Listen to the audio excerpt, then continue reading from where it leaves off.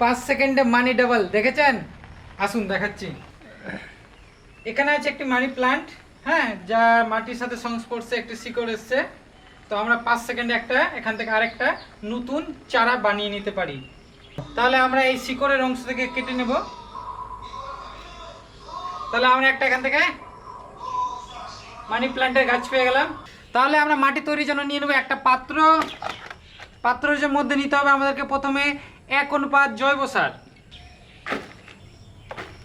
তার সাথে নিব আমরা 1 অনুপাত কোকোপিট,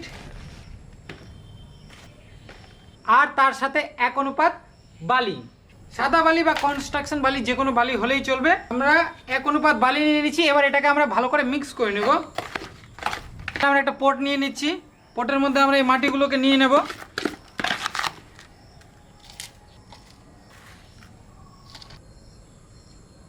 মাটিতে বালির পরিমাণ বেশি নিয়েছি, যা জল ড্রেনের ক্ষেত্রে আর বাতাস ধরে রাখার ক্ষেত্রেও ভালো। এর মধ্যে কিছু পরিমাণ মাটি এবার আমরা উপর থেকে দিয়ে দেব। এবার আমরা অল্প পরিমাণে জল দেব এর মধ্যে। যে পরিমাণ আমরা জল দিলাম সমস্তই ড্রেন হয়ে গেল নিচ দিয়ে। এভাবে আমরা 5 সেকেন্ডে না হলেও 50 সেকেন্ডে আমরা এরকম একটা গাছ পেয়ে যেতে পারি।